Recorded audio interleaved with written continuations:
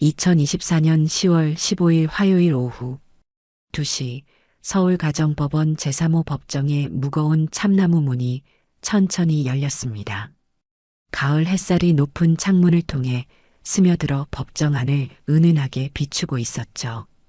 햇빛은 마치 무대 조명처럼 법정 중앙의 판사석을 밝게 비추고 있었어요. 방청석에는 이미 여러 사람들이 자리를 잡고 앉아 있었는데 오늘 있을 재판에 대한 긴장감이 공기 중에 맴돌고 있었습니다. 그 중에서도 유독 눈에 띄는 두 할머니가 있었어요. 한쪽 구석에 앉은 김순이는 55세로는 다소 늙어 보이는 얼굴을 하고 있었습니다. 이마와 눈가에 깊게 패인 주름들이 그녀가 겪어온 세월의 무게를 고스란히 보여주고 있었어요. 검은색 정장을 입고 있었지만 옷감이 저렴해 보였고 구두도 여러 번 수선한 흔적이 보였습니다. 손은 거칠고 굳은 살이 박여 있었죠. 평생 남의 집 청소를 하고 식당에서 설거지를 하며 살아온 흔적들이었습니다. 순이는 초조한 듯 손을 비벼대며 법정 앞을 바라보고 있었어요. 가끔씩 시계를 보며 언제 재판이 시작될지 기다리고 있었습니다. 그녀의 옆자리에는 낡은 가방이 하나 놓여 있었는데 그 안에는 오늘 재판에 필요한 서류들이 정성스럽게 정리되어 있었어요. 순이는 이 재판이 자신의 인생에 얼마나 중요한지 잘 알고 있었습니다. 반대편 방청석에는 박말순이 앉아 있었습니다. 80이 다 된 나이에도 불구하고 여전히 기가 살아있는 모습이었어요. 회색 한복을 단정하게 입고 있었고 머리도 깔끔하게 빗어 넘겼습니다. 하지만 자세히 보면 손이 미세하게 떨리고 있었고 간혹 멍한 표정을 짓기도 했습니다. 치매 초기 증상이 조금씩 나타나고 있었던 거죠. 말수는 가끔씩 순이 쪽을 흘끔거리며 보고 있었어요. 30년 전 자신이 집에서 내쫓았던 며느리가 지금은 거액의 유산을 상속받을 수도 있는 위치에 있다는 사실이 못마땅했습니다. 하지만 동시에 어딘가 초조한 기색도 보였어요. 자신의 주장이 법정에서 받아들여질지 확신할 수 없었거든요. 두 사람 사이에는 서먹하고 긴장된 분위기가 흐르고 있었습니다. 30년이라는 긴 시간이 흘렀지만 과거의 상처는 여전히 두 사람 사이에 깊은 골을 만들어 놓고 있었어요. 말수는 여전히 자신이 옳은 일을 했다고 생각했고 순이는 그때의 상처가 완전히 아물지 않은 상태였습니다. 법정 내부는 조용했지만 어딘가 무거운 분위기가 감돌고 있었어요. 천장의 형광등이 법정 전체를 밝게 비추고 있었고 벽에 걸린 태극기와 법원기가 바람 없는 실내에서 조용히 걸려 있었습니다. 판사석 뒤에는 정의의 여신상이 눈을 가린 채 저울을 들고 서 있었어요. 오늘 열리는 재판은 단순한 유산 상속 분쟁이 아니었습니다. 30억 원이라는 거액의 부동산을 둘러싼 치열한 다툼이었죠. 고인이 된 최순자 할머니가 남긴 재산을 누가 상속받을 것인가를 놓고 벌어진 법적 분쟁이었습니다. 순자 할머니는 평생 독신으로 살았지만 유언장에서 김순이를 주요 상속자로 지목했었어요. 순이는 가슴이 두근거리는 것을 느꼈어요. 30년 전 그 집에서 쫓겨났던 기억이 생생했습니다. 아이 둘을 데리고 임신한 몸으로 집 밖으로 내쫓겼던 그날의 충격과 절망감이 다시 밀려왔어요. 추운 겨울날 갈 곳 없이 거리를 헤맸던 기억, 아이들이 배고파하며 울던 모습들이 떠올랐습니다. 그런데 이제는 상황이 완전히 뒤바뀌었어요. 자신이 거액의 유산을 상속받을 수도 있는 위치에 서게 되었습니다. 인생의 아이러니였죠. 그때 자신을 무시하고 내쫓았던 시어머니가 이제는 자신에게 손을 벌리고 있는 상황이었어요. 말수는 여전히 이 상황을 받아들이기 어려워했어요. 자신이 그토록 무시하고 내쫓았던 며느리가 이제는 자신보다 더 나은 처지에 있다는 사실을 믿고 싶지 않았습니다. 게다가 자신의 아들 태수는 10년 전부터 연락이 끊어진 상태였어요. 사기 사건으로 감옥에 갔다가 나온 후로는 어디서 무엇을 하고 사는지조차 알 수 없었습니다. 말수는 가끔씩 아들 생각에 마음이 아팠어요. 그토록 아들을 위해 며느리를 내쫓았는데 정작 그 아들은 자신을 버리고 떠나버렸습니다. 외로운 노년을 혼자 보내고 있는 자신의 처지가 서글펐어요. 하지만 자존심 때문에 이런 감정을 겉으로 드러내지는 않았습니다. 이때 법정 뒤쪽 문이 열리며 판사가 입장했습니다. 검은 판사복을 입고 당당하게 걸어 들어오는 모습이 인상적이었어요. 32세의 젊은 여성 판사였습니다. 키가 크고 단정한 모습에 지적인 인상을 주는 얼굴이었죠. 짧게 정리한 머리와 날카로운 눈빛이 카리스마를 느끼게 했습니다. 그녀의 이름표에는 김지은이라고 적혀 있었습니다. 판사 지은이 자리에 앉자 법정 안의 분위기가 숙연해졌어요. 서기가 일어서서 개정을 선언했고 방청석에 앉아있던 사람들도 모두 조용해졌습니다. 순이와 말순도 앞을 주시하며 긴장한 모습이었어요. 두 사람 모두 이 젊은 판사가 누구인지는 전혀 알지 못했습니다. 지은은 서류를 정리하며 사건 개요를 살펴보기 시작했어요. 최순자 할머니의 유산 상속 분쟁 사건이었습니다. 고인은 평생 독신으로 살았지만 유언장에서 김순이를 주요 상속자로 지목했다는 내용이었죠. 하지만 최순자와 오랜 친구였던 박말순이 이에 이의를 제기하며 법정 다툼이 시작된 것이었습니다. 사건 내용을 읽어가면서 지은은 묘한 기분을 느꼈어요. 당사자들의 이름이 어딘가 낯익었거든요. 김순이, 박말순. 이 이름들을 어디서 들어본 것 같았지만 확신할 수는 없었습니다. 30년이라는 긴 시간이 흘렀고 기억도 희미했어요. 30년 전 그 집에서 일어났던 일들을 아는 사람은 이 법정에 몇 명 되지 않았어요. 하지만 운명은 참으로 기묘한 방식으로 사람들을 다시 만나게 만들었습니다. 쫓겨난 며느리와 시어머니, 그리고 그들 사이에서 태어나 자란 손녀가 30년 만에 한자리에서 만나게 된 것이었죠. 법정의 시계 바늘이 천천히 움직이고 있었습니다. 오후 2시 15분, 곧 예상치 못한 운명적 만남이 시작될 예정이었어요. 아무도 상상하지 못했던 극적인 순간들이 기다리고 있었습니다. 때는 1994년 봄이었습니다. 벚꽃이 만개한 서울의 한 동네에서 김순이는 20 중반의 어린 나이에 결혼해서 시댁에서 살고 있었어요. 남편 김태수와 결혼한 지 이제 2년이 조금 넘었죠. 신혼의 달콤함은 이미 사라지고 현실적인 문제들이 하나둘씩 나타나기 시작했습니다. 그동안 순이는 딸을 둘 낳았는데 첫째 지은이는 이제 3살, 둘째 지혜는 2살이었습니다.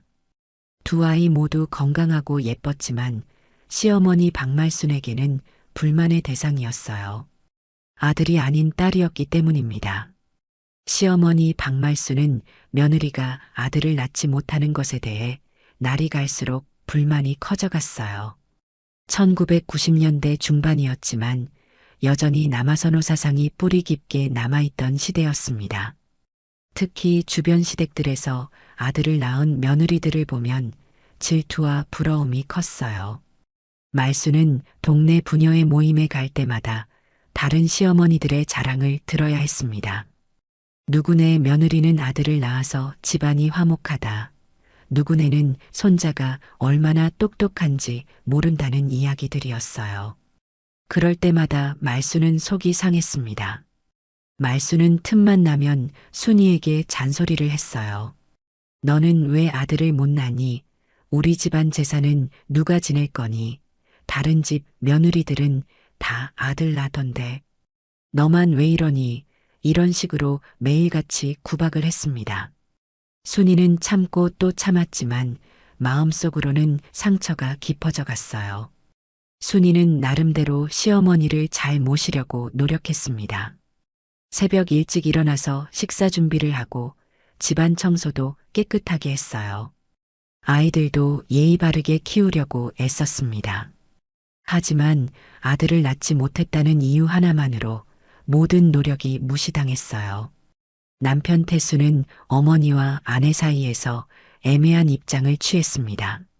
직접적으로 순이를 나무라지는 않았지만 그렇다고 어머니를 말리지도 않았어요.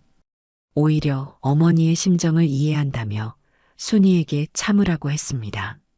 순이는 남편마저 자신의 편이 되어주지 않는 현실이 더욱 서글퍼 만났어요. 1994년 가을 갑작스러운 비극이 찾아왔습니다.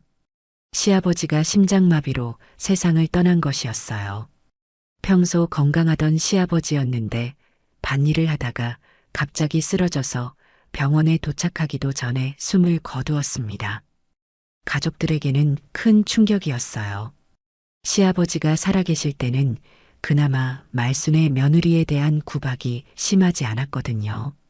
시아버지가 가끔씩 말순을 말리곤 했습니다. 며느리도 가족이니까 너무 심하게 대하지 말라고, 손녀들도 귀한 것 아니냐고 중재해 주셨어요. 하지만 이제 그런 중재자가 사라져버렸습니다. 시아버지 장례를 치르고 난 후 집안 분위기는 더욱 무거워졌습니다. 말순은 남편을 잃은 슬픔과 함께 미래에 대한 불안감에 휩싸였어요. 혼자 남겨진 상황에서 며느리에 대한 불만은 더욱 커져갔습니다. 말순은 슬픔을 이기지 못하고 술을 마시기 시작했어요. 술에 취하면 말순은 더욱 거칠어졌습니다. 순이에게 화풀이를 하는 일이 잦아졌어요. 아들 못 낳는 며느리 때문에 시댁대가 끊긴다고 원망했죠. 심지어는 시아버지가 돌아가신 것도 며느리가 복이 없어서라는 말까지 했습니다. 순이는 견디기 힘들었지만 어디 하소연할 곳도 없었어요. 친정은 멀리 있었고 친정 부모님도 딸이 시댁에서 고생하는 것을 알면서도 참으라고만 했습니다. 그 시대에는 시댁에서의 고생이 당연한 것으로 여겨졌거든요. 그해 겨울, 순이는 세 번째 아이를 임신했습니다. 이번에야말로 아들을 낳기를 간절히 바랐어요. 말순도 이번엔 분명 아들일 거라며 기대를 했습니다. 잠깐이나마 집안 분위기가 밝아지는 것 같았어요. 순이는 임신 중에도 집안일을 게을리하지 않았습니다. 시어머니 눈치를 보며 조심조심 생활했어요. 몸이 무겁고 힘들어도 내색하지 않으려고 애썼습니다. 이번에는 정말 아들을 낳아서 시어머니를 기쁘게 해드리고 싶었거든요. 하지만 임신 6개월 무렵 갑작스럽게 유산이 되고 말았어요. 어느 날 갑자기 배가 아프더니 출혈이 시작되었습니다. 급히 병원에 갔지만 이미 늦었어요. 아기를 잃은 순이는 몸과 마음이 모두 무너져 내렸습니다. 병원에서 돌아온 순이를 보며 말순은 분노를 터뜨렸습니다. 아이도 제대로 지키지 못하냐며 소리를 질렀어요. 몸조리를 해야 할 순이에게 집안일까지 시켰습니다. 아기를 잃은 슬픔도 충분히 느낄 시간을 주지 않았어요. 순이는 몸과 마음이 모두 지쳐갔습니다. 잃어버린 아기에 대한 죄책감과 시어머니의 구박 사이에서 견디기 힘들었어요. 남편 태수마저 점차 냉랭해져 갔습니다. 아들을 낳지 못하는 아내에 대한 실망감이 커져갔던 거죠. 결정적인 사건은 1995년 봄에 일어났습니다. 동네 잔치가 있던 날이었어요. 말순이 술에 크게 취해서 동네 사람들이 모인 자리에서 큰 소리를 쳤습니다. 아들 못 낳는 여자는 나가야 한다고, 우리 집에서 더 이상 얼굴 보기 싫다고 소리를 질렀어요. 그 자리에 있던 사람들이 모두 쳐다볼 정도였습니다. 동네 사람들은 민망해하며 말순을 말렸지만 소용없었어요. 술에 취한 말순은 계속해서 며느리에 대한 불만을 쏟아냈습니다. 순이는 그 자리에 없었지만 이 소식은 금세 동네에 퍼졌어요. 박말순에게는 며느리를 내쫓으면서 숨기고 있던 비밀이 있었습니다. 1990년대 초 말순은 남편 몰래 부동산 투기에 손을 댔었어요. 당시 서울 강남 지역의 땅값이 급등하던 시기였죠. 정부의 신도시 개발 계획이 발표되면서 부동산 열풍이 불고 있었습니다. 말순은 친정에서 물려받은 돈을 몰래 빼내서 부동산에 투자했습니다. 처음에는 작은 땅 한 떼기부터 시작했어요. 남편에게는 친정일로 돈이 필요하다고 거짓말을 했습니다. 남편은 아내를 믿고 의심하지 않았어요. 운이 좋게도 말순이 산 땅의 가격이 몇 배로 뛰었어요. 2년 만에 투자금이 10배 가까이 불어났습니다. 말순은 이 돈을 다시 다른 부동산에 투자했고 또다시 큰 수익을 올렸어요. 몇 번의 성공적인 투자를 통해 말순은 상당한 재산을 모을 수 있었습니다. 말순은 이 사실을 남편에게조차 숨기고 있었어요. 통장도 별도로 만들어서 비밀리에 관리했습니다. 언젠가는 아들 태수에게 모든 재산을 물려주려는 계획이었어요. 며느리가 끼어들면 재산 분할이 복잡해질 수 있다고 생각했거든요. 며느리 순이를 내쫓은 것도 이런 계획의 일부였어요. 며느리가 있으면 나중에 재산 문제가 복잡해질 수 있다고 생각했거든요. 특히 아들을 낳지 못하는 며느리는 더욱 필요 없다고 여겼습니다. 말순은 순이를 내쫓고 나면 태수가 재혼해서 아들을 낳을 거라고 믿었어요. 말순의 계산은 치밀했습니다. 며느리를 내쫓고 아들과 단둘이 살면서 재산 관리를 체계적으로 하려고 했어요. 아들이 재혼해서 아들을 낳으면 그때 모든 재산을 물려주겠다는 생각이었습니다. 자신의 노후 걱정도 없을 거라고 생각했어요. 하지만 말순이 전혀 모르는 사실이 있었습니다. 아들 태수가 이미 도박에 빠져 있었다는 것이었어요. 태수는 친구들과 어울리면서 화투와 트럼프 도박을 시작했습니다. 처음에는 소액으로 시작했지만 점점 판돈이 커져갔어요. 태수의 도박은 아내에 대한 불만에서 시작되었습니다. 아들을 낳지 못하는 아내, 어머니와 갈등을 빚는 상황에서 스트레스를 받았어요. 친구들과 술을 마시다가 시작한 도박이 점점 습관이 되어갔습니다. 처음에는 이기기도 하고 지기도 했어요. 하지만 점점 잃는 돈이 많아졌습니다. 태수는 잃은 돈을 되찾으려고 더 큰 돈을 걸기 시작했어요. 이것이 도박의 함정이었습니다. 한 번 빠지면 헤어나오기 어려운 늪이었어요. 순이가 집에서 쫓겨난 후 태수의 도박은 더욱 심해졌습니다. 아내와 아이들에 대한 죄책감을 도박으로 잊으려 했던 거죠. 하지만 도박은 문제를 해결해 주지 않았어요. 오히려 더 큰 문제를 만들어낼 뿐이었습니다. 몇 달이 지나자 태수의 빚이 눈덩이처럼 불어났어요. 처음에는 친구들에게 돈을 빌렸지만 나중에는 사채업자에게까지 손을 벌려야 했습니다. 이자가 복리로 불어나면서 빚은 걷잡을 수 없이 커져갔어요. 동네에서 말순과 가장 가까웠던 친구는 최순자였습니다. 순자는 말순보다 7살 많았지만 서로를 잘 이해하는 사이였어요. 두 사람은 젊은 시절부터 친구로 지내왔고 서로의 속사정을 잘 알고 있었습니다. 순자는 평소 말순의 성격을 잘 알고 있었어요. 고집이 세고 자존심이 강하지만 근본적으로는 나쁜 사람이 아니라는 것을 알고 있었죠.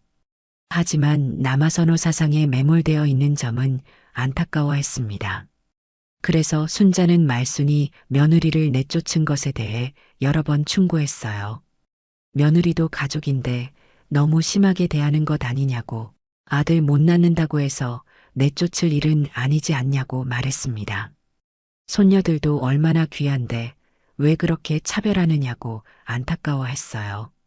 하지만 말순은 자신의 결정이 옳다고 고집했어요. 집안의 대를 이어야 한다고, 아들 없는 집안이 어디 있느냐고 반박했습니다. 순자의 말을 듣고 있으면서도 자신의 생각을 바꾸지 않았어요. 그런데 순자는 쫓겨난 순이의 사정을 보며 마음이 아팠습니다. 어린 아이 둘을 데리고 갈 곳 없이 떠도는 모습이 너무 안쓰러웠어요. 더구나 순이는 임신 중이었는데 그 상태로 집에서 쫓겨난 것이었습니다. 순자는 평생 독신으로 살아왔습니다. 젊은 시절 약혼자를 전쟁에서 잃고 나서 재혼하지 않고 혼자 살기로 결심했거든요. 대신 장사를 열심히 해서 나름대로 재산을 모았어요. 자식이 없는 순자에게는 동네 아이들이 모두 손자, 손녀 같았습니다. 특히 순이의 딸들인 지은이와 지혜는 순자에게 특별했어요.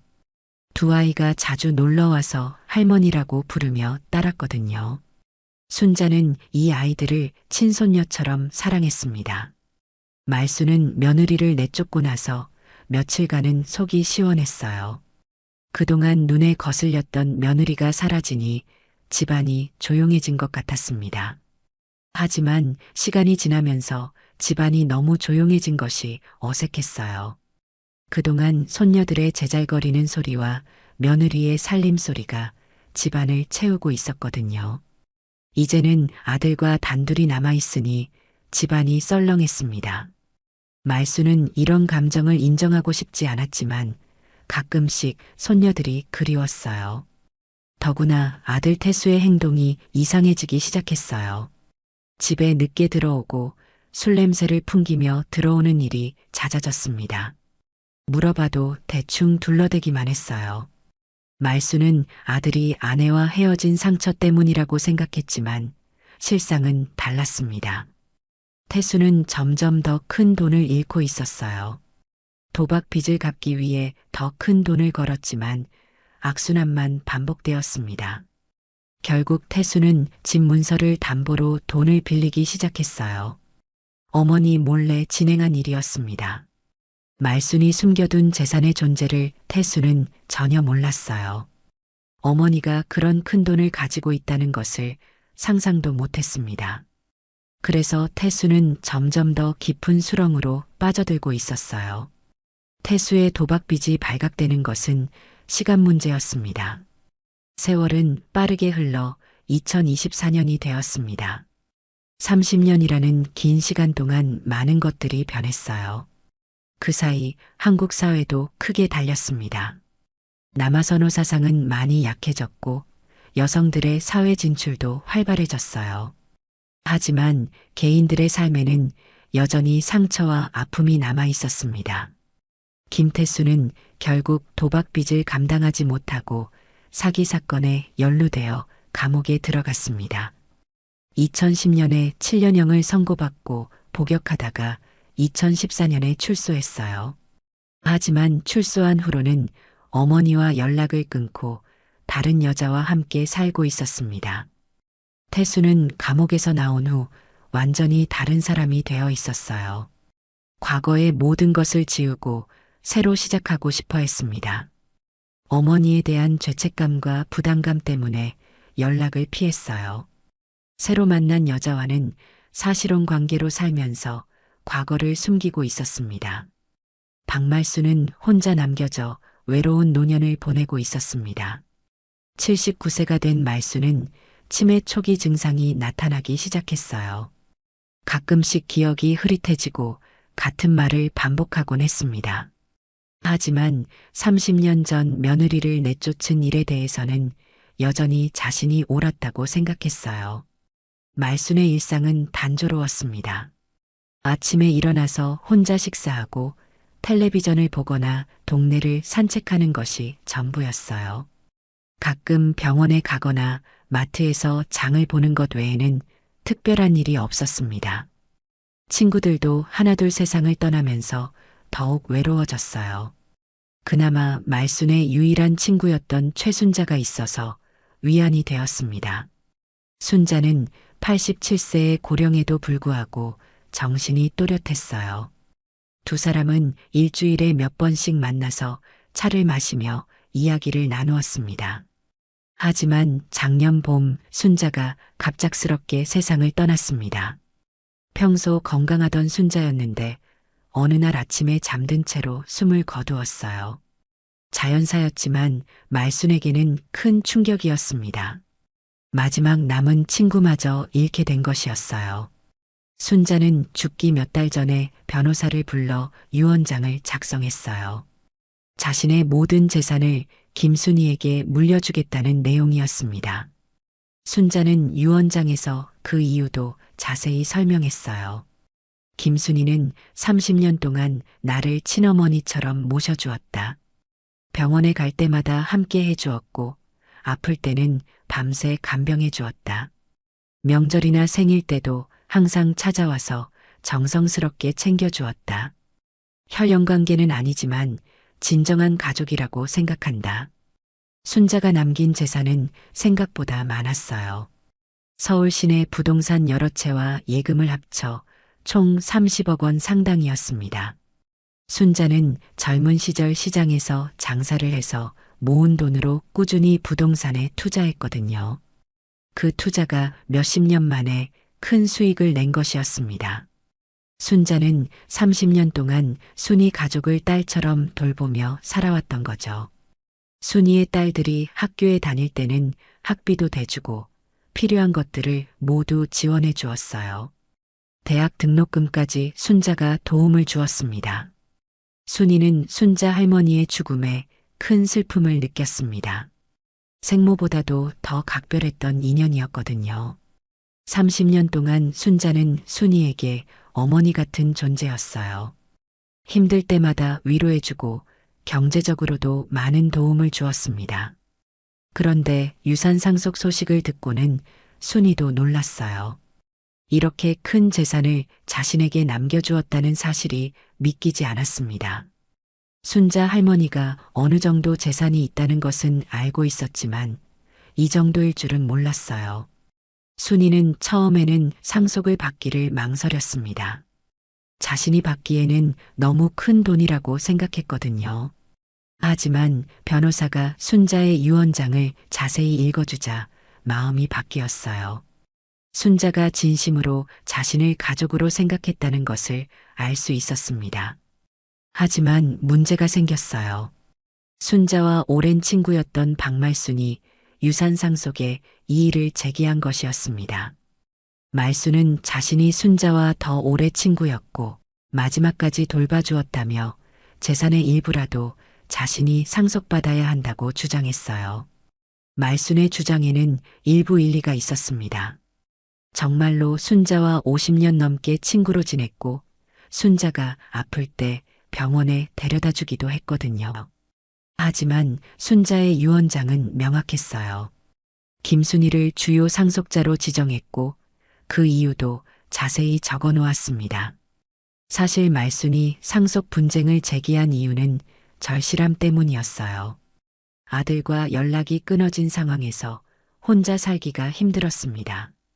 치매 증상도 조금씩 나타나고 있어서 앞으로가 걱정되었어요. 순자의 유산 중 일부라도 받을 수 있다면 노후가 조금은 안정될 것 같았습니다. 유산 분쟁은 결국 법정으로 가게 되었어요.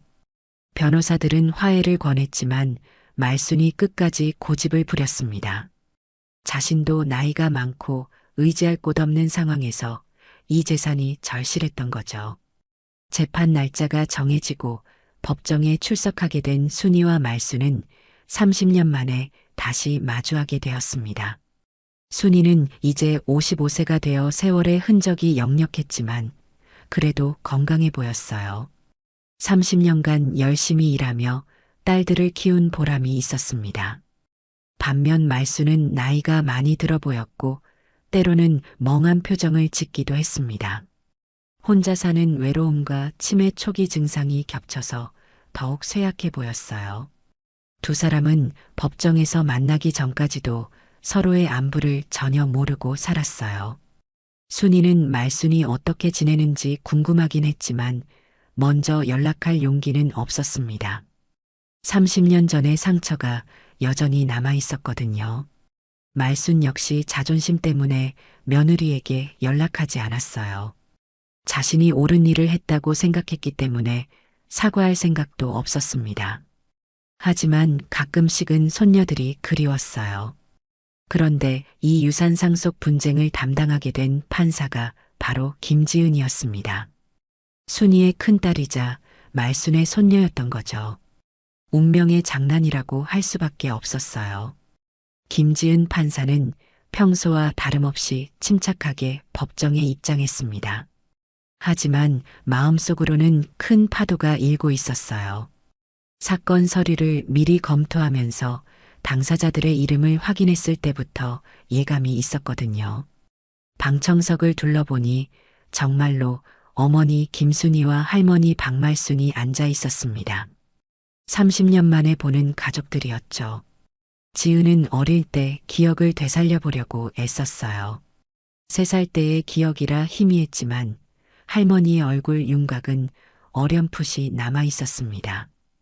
어머니는 많이 늙으셨지만 여전히 자상해 보이는 모습이었어요. 순이는 딸을 알아보는데 시간이 걸렸어요. 판사복을 입고 위엄 있게 앉아 있는 모습이 어릴 때 기억 속의 지은이와는 너무 달랐거든요. 하지만 자세히 보니 눈매와 입가의 모습이 분명히 딸이었습니다. 특히 진지한 표정을 지을 때의 모습이 어릴 때와 똑같았어요. 순이는 갑자기 가슴이 뛰기 시작했습니다. 설마 하는 마음이 확신으로 바뀌어 가고 있었어요. 30년 전 그 어린 지은이가 이렇게 훌륭한 판사가 되어 있다니 믿기 어려웠습니다. 말수는 처음에는 전혀 알아보지 못했어요. 치매 증상 때문에 기억이 흐릿한 상태였습니다. 다만 젊은 여자 판사가 왠지 낯이 익는다는 생각만 들었어요. 어디서 본 것 같은데 기억이 나지 않았습니다. 지은은 서류를 정리하며 마음을 가다듬었습니다. 판사로서 공정하게 재판을 진행해야 했지만 개인적인 감정을 완전히 배제하기는 어려웠어요. 30년간 궁금했던 할머니의 안부, 그리고 어머니가 받았던 상처들이 떠올랐습니다. 재판이 시작되고 양측 변호사들이 각자의 주장을 펼쳤어요. 순이 측 변호사는 최순자의 유언장이 법적으로 유효하며 30년간 순자를 딸처럼 모신 순이가 당연히 상속받아야 한다고 주장했습니다. 유언장의 내용도 상세하고 구체적이어서 고인의 진정한 의사를 반영한다고 강조했어요. 반면 말순 측 변호사는 순자와 50년 넘게 친구로 지낸 말순의 공로를 강조했어요. 유언장 작성 당시 순자가 고령이었고 판단력이 흐려졌을 가능성도 제기했습니다. 또한 순이가 순자에게 부당한 영향력을 행사했을 수도 있다고 주장했어요. 지은은 양측의 주장을 차분히 들었어요.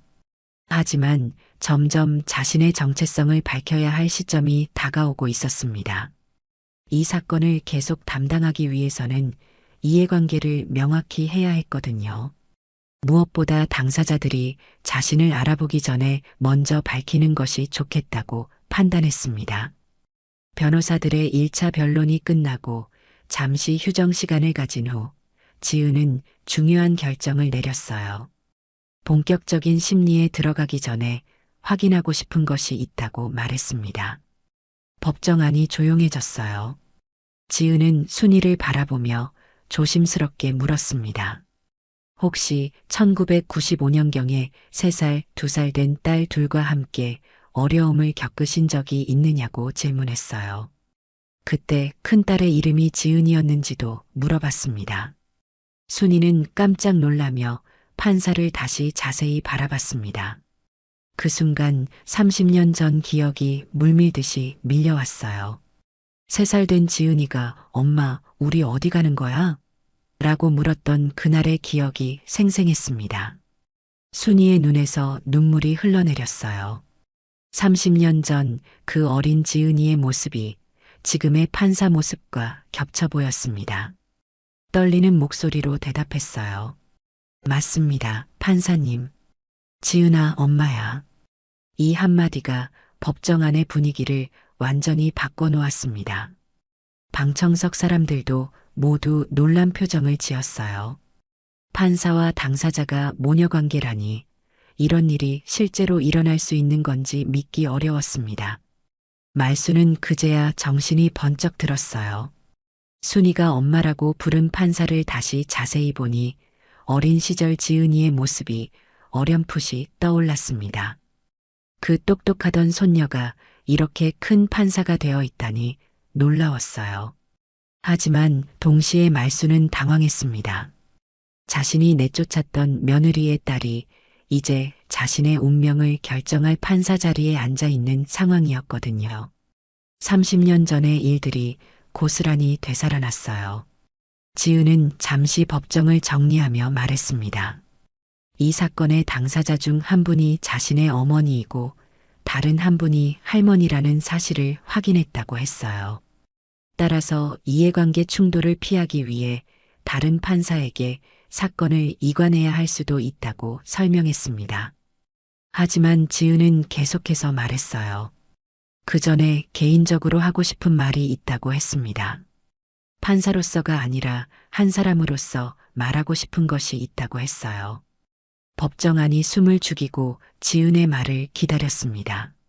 30년 만에 가족 재회가 이런 형태로 이루어질 줄은 아무도 예상하지 못했어요. 김지은 판사는 잠시 마음을 정리한 후 천천히 입을 열었습니다. 법정이라는 공적인 공간에서 개인적인 이야기를 해야 하는 상황이 어색했지만 30년간 품고 있던 이야기를 할 때가 온 것 같았어요.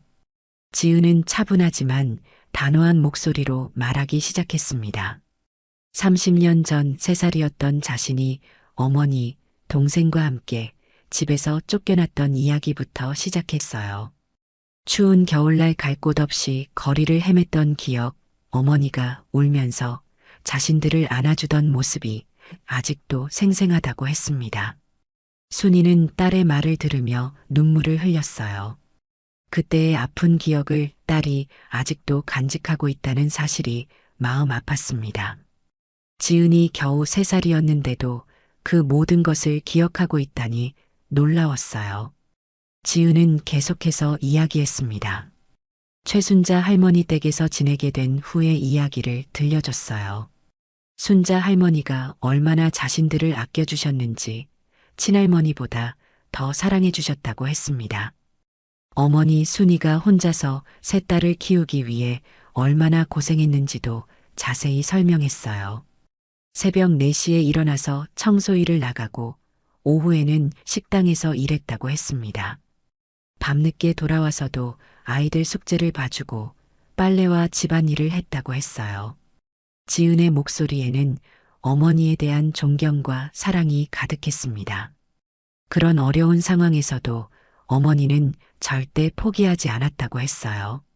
아이들에게 절대 아버지나 할머니에 대한 원망을 하지도 않았다고 했습니다. 최순자 할머니가 얼마나 큰 도움을 주셨는지도 구체적으로 설명했어요. 학비뿐만 아니라 생활비, 의료비까지 모든 것을 지원해 주셨다고 했습니다. 아이들이 다른 친구들과 다르지 않게 생활할 수 있도록 세심하게 배려해 주셨다고 했어요. 지은은 자신과 동생들의 근황도 밝혔습니다. 큰딸인 자신은 판사가 되었고 둘째 지혜는 소아과 의사가 되었다고 했어요. 막내 지민은 초등학교 교사로 일하고 있다고 했습니다. 세 딸 모두 사회에서 당당하게 자신의 역할을 하고 있다고 자랑스럽게 말했어요. 이 이야기를 들은 방청석 사람들은 모두 감동했습니다. 어려운 환경에서도 굴복하지 않고 자녀들을 훌륭하게 키워낸 어머니와 그 사랑에 보답하며 성공한 딸들의 이야기가 감동적이었어요. 하지만 지은의 이야기는 여기서 끝나지 않았습니다. 박말순을 바라보며 조심스럽게 물었어요. 할머니가 그토록 원하시던 아들, 즉 아버지는 지금 어디에 계시는지 알고 계시냐고 물었습니다. 말순은 갑자기 얼굴이 일그러졌어요. 아들 태수에 대한 이야기를 듣는 것이 가장 아픈 부분이었거든요. 10년 넘게 연락이 끊어진 상태라고 떨리는 목소리로 대답했습니다. 지은은 아버지의 근황을 이미 알고 있었다고 했어요. 판사가 되면서 여러 경로를 통해 확인해 본 결과였습니다. 아버지는 출소 후 다른 여자와 살고 있으며 어머니와는 완전히 연락을 끊은 상태라고 했어요. 그토록 아들을 위해 며느리를 내쫓았는데 정작 그 아들은 어머니를 버리고 떠났다는 아이러니를 지적했습니다. 말수는 이 말을 들으며 깊은 상처를 받았어요. 하지만 부인할 수 없는 현실이었습니다. 지은은 또 다른 충격적인 사실을 밝혔어요. 최순자 할머니가 남기신 편지들을 읽어보니 할머니께서 30년간 어머니를 지켜보시면서 남기신 기록들이 있었다고 했습니다. 그 편지에는 순이가 얼마나 성실하고 착한 사람인지, 아이들을 얼마나 잘 키우는지 자세히 적혀 있었다고 했어요. 또한 박말순에 대한 안타까운 마음도 표현되어 있었다고 했습니다. 최순자는 편지에서 말순이 아들에게 속고 있다는 것을 알고 있었다고 했어요. 태수가 도박으로 집안을 망치고 있다는 사실도 알고 있었지만 친구인 말순에게 직접 말하기는 어려웠다고 했습니다. 순자는 편지에서 이렇게 썼다고 지은이 인용했어요. 말순이는 아들만 바라보다가 정말 소중한 것들을 놓쳤다. 순이 같은 며느리를 두고도 모르고 내쫓았으니 얼마나 안타까운가. 진정한 효자는 순이였는데 말이다. 이 말을 들은 말수는 충격을 받았어요. 자신의 가장 친한 친구가 이런 생각을 하고 있었다는 사실이 믿기지 않았습니다. 하지만 동시에 어딘가 마음 한구석에서는 인정하고 싶은 부분도 있었어요. 지은은 마지막으로 이렇게 말했습니다. 판사로서는 법에 따라 공정하게 판결하겠지만 손녀로서는 할머니가 외롭게 지내시는 것이 안타깝다고 했어요. 가족이라는 것은 혈연만으로 되는 것이 아니라 마음으로 만들어지는 것이라고 했습니다. 지은의 이야기가 끝나자 법정안은 깊은 정적에 휩싸였습니다. 30년간 숨겨져 있던 진실들이 모두 드러나면서 모든 사람들이 충격에 빠져 있었어요. 특히 박말수는 자신이 알고 있던 모든 것이 뒤바뀐 상황을 받아들이기 어려워했습니다. 말수는 떨리는 목소리로 물었어요. 정말 태수가 도박을 했고 사기 사건까지 벌였느냐고 물었습니다. 지은은 안타까운 표정으로 고개를 끄덕였어요. 아버지의 전과 기록과 현재 상황을 모두 조사해 본 결과라고 설명했습니다. 말순에게는 더욱 충격적인 사실이 기다리고 있었어요. 지은은 조심스럽게 말했습니다. 아버지가 감옥에 있을 때도 출소한 후에도 할머니를 한 번도 찾아뵙지 않았다고 했어요. 심지어 할머니가 치매 증상을 보이고 있다는 사실도 모르고 있을 거라고 했습니다. 반면 어머니 순이는 30년 동안 최순자 할머니를 친어머니처럼 모셨다고 강조했어요. 할머니가 아프실 때마다 병원에 모시고 가고 명절 때마다 정성스럽게 음식을 해드렸다고 했습니다.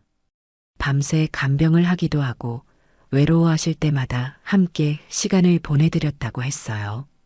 지은은 최순자 할머니의 마지막 편지 중 일부를 더 읽어주었습니다. 나는 혈연으로는 자식이 없지만 마음으로는 순이와 그 아이들이 내 가족이다. 순이는 30년간 나를 버리지 않고 곁에 있어 주었다. 이보다 더 큰 효도가 어디 있겠는가. 순자 할머니는 편지에서 박말순에 대한 걱정도 표현했어요. 말순이가 아들만 믿고 있는데 그 아들이 어머니를 버릴까봐 걱정이다.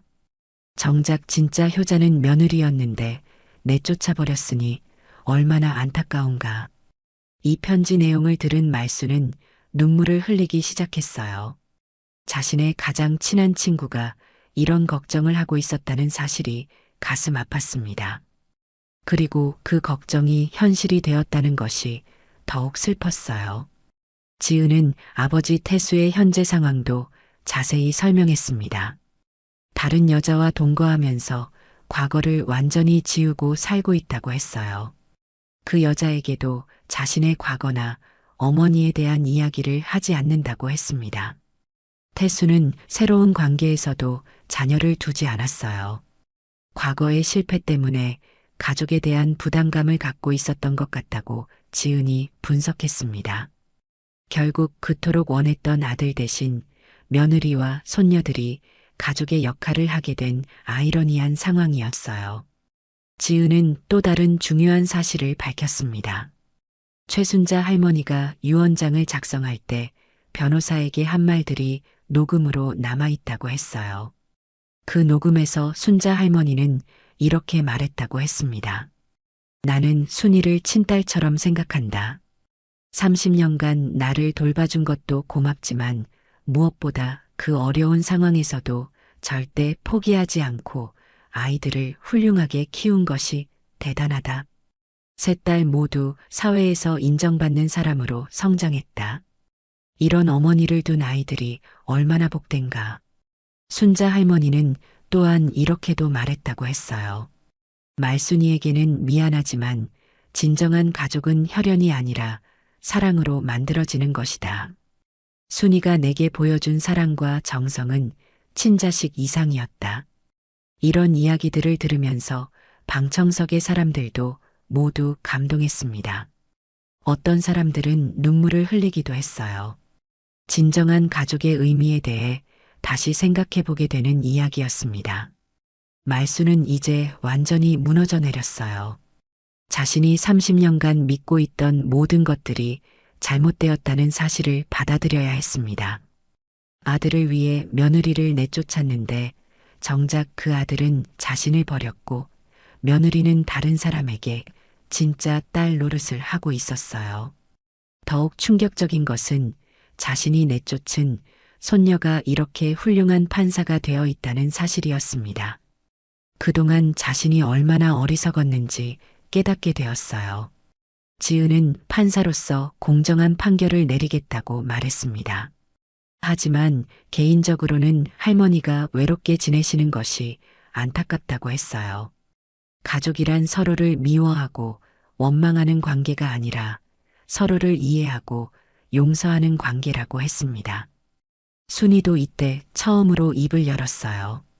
30년간 품고 있던 상처가 있지만 그래도 한때는 가족이었다고 말했습니다. 어머님도 나름대로 어려운 상황이셨을 거라고 이해한다고 했어요. 하지만 순이는 또한 분명히 말했습니다. 자신은 30년간 최순자 할머니를 친어머니처럼 모셨고 그 사랑에 보답받았다고 했어요. 이것은 돈 때문이 아니라 진정한 사랑과 정성 때문이었다고 강조했습니다. 법정의 분위기는 완전히 바뀌어 있었어요. 단순한 유산 분쟁이 아니라 가족의 의미와 사랑에 대한 깊은 성찰의 시간이 되었습니다. 30년간 숨겨져 있던 진실들이 모두 드러나면서 모든 것이 뒤바뀌었어요. 김지은 판사는 잠시 휴정을 선언하고 당사자들과 개별적으로 대화할 시간을 가졌습니다. 이런 특별한 상황에서는 법적 판결뿐만 아니라 가족 간의 화해도 중요하다고 생각했거든요. 먼저 박말순과 단둘이 대화했습니다. 말순은 이제 모든 것을 인정할 수밖에 없었어요. 30년간 자신이 옳다고 믿었던 일들이 모두 잘못되었다는 것을 깨달았습니다. 손녀 앞에서 말수는 처음으로 솔직한 마음을 털어놓았어요. 말수는 떨리는 목소리로 말했습니다. 그때는 정말 아들이 최고라고 생각했다고, 며느리보다는 아들이 중요하다고 여겼다고 했어요. 하지만 이제 보니 자신이 얼마나 어리석었는지 안다고 했습니다. 지은은 할머니의 마음을 이해한다고 말했어요. 그 시대에는 그런 생각이 당연했을 수도 있다고 했습니다. 하지만 중요한 것은 지금이라고, 아직 늦지 않았다고 위로했어요. 말수는 자신의 현재 상황도 솔직하게 털어놓았습니다. 혼자 살기가 힘들고 치매 증상도 조금씩 나타나고 있어서 불안하다고 했어요. 아들에 대한 기대도 이제 완전히 포기했다고 했습니다. 지은은 할머니에게 제안을 했어요. 법적으로는 최순자 할머니의 유언에 따라 판결하겠지만 개인적으로는 할머니를 모시고 싶다고 했습니다. 어머니와 상의해서 함께 살 방법을 찾아보자고 제안했어요. 다음으로 순이와 대화했습니다. 순이는 30년간 품고 있던 복잡한 감정을 표현했어요. 분노와 상처가 있었지만 동시에 시어머니에 대한 연민도 있었다고 했습니다. 순이는 최순자 할머니로부터 받은 사랑이 얼마나 컸는지 다시 한번 강조했어요. 그 사랑 덕분에 자신과 아이들이 이렇게 잘 살 수 있게 되었다고 했습니다.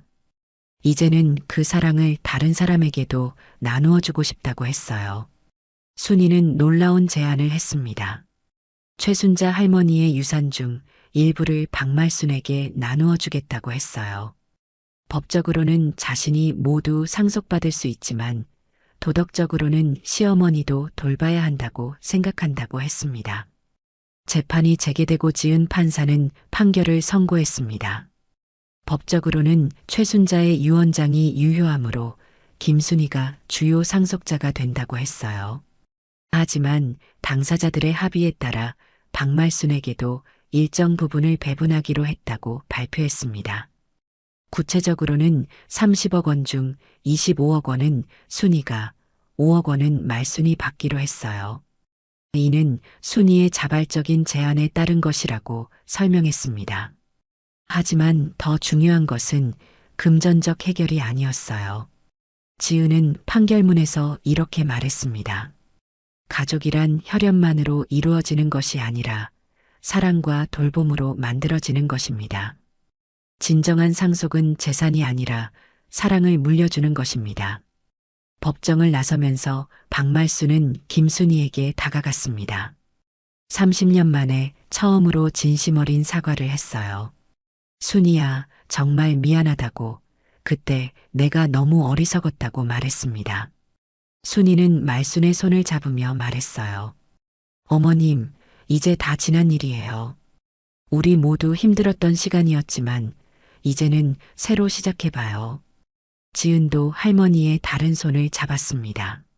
할머니 외로우시면 언제든 연락하세요. 우리가 가족이잖아요. 6개월 후 서울 한 조용한 주택가에 작은 카페가 문을 열었습니다. 순잔의 카페라는 이름의 이 카페는 김순이가 최순자 할머니를 기리며 운영하는 곳이었어요. 박말순도 이곳에서 함께 생활하게 되었습니다. 카페에는 사대가 함께하는 따뜻한 풍경이 펼쳐졌어요. 말순은 지은의 어린 아들과 즐겁게 놀아주고 있었고 순이는 카페를 운영하며 손님들을 맞이했습니다. 지혜와 지민도 주말마다 찾아와서 가족 시간을 보냈어요. 어느 일요일 오후 온 가족이 모여 앉아 차를 마시고 있었습니다. 말순은 증손자에게 옛날 이야기를 들려주고 있었고 아이는 할머니의 이야기에 푹 빠져들고 있었어요. 지은은 이 모습을 바라보며 생각했습니다. 진짜 가족은 혈연이 아니라 마음으로 만들어지는 것이라고. 30년이라는 긴 시간을 거쳐 이들은 진정한 가족이 되었어요. 말순은 이제 치매 증상이 조금씩 진행되고 있었지만 가족들의 사랑 속에서 평안한 노년을 보내고 있었습니다. 가끔씩 옛날 일을 후회하며 미안해했지만 가족들은 따뜻하게 받아주었어요. 순이는 최순자 할머니의 유산으로 카페를 운영하면서 동시에 어려운 이웃들을 도우는 일에도 참여했습니다. 할머니가 자신에게 보여준 사랑을 이제 다른 사람들에게 나누어 주고 있었어요. 저녁 무렵 지은은 할머니에게 말했습니다. 할머니, 오늘 하루도 즐거우셨죠? 내일도 함께 있을 거예요. 말순은 손녀의 손을 꼭 잡으며 대답했어요. 고맙다, 정말 고맙다. 내가 이런 복을 받을 자격이 있나 싶지만 너희들 덕분에 행복해. 그렇게 해가 저물어가는 카페에서는 진정한 가족의 사랑이 흘러넘치고 있었습니다. 30년간의 상처와 오해를 딛고 일어선 가족들의 이야기는 이제 새로운 시작을 알리고 있었어요. 때로는 가장 큰 상처가 가장 큰 사랑으로 치유된다는 것을 진정한 가족은 혈연을 넘어 마음으로 만들어진다는 것을 이들의 이야기가 보여주고 있었습니다. 오늘 이야기 어떠셨나요? 구독과 댓글, 알람 설정 잊지 마시고 소중한 댓글 하나가 정말 큰 힘이 됩니다. 시청해 주셔서 진심으로 감사드립니다.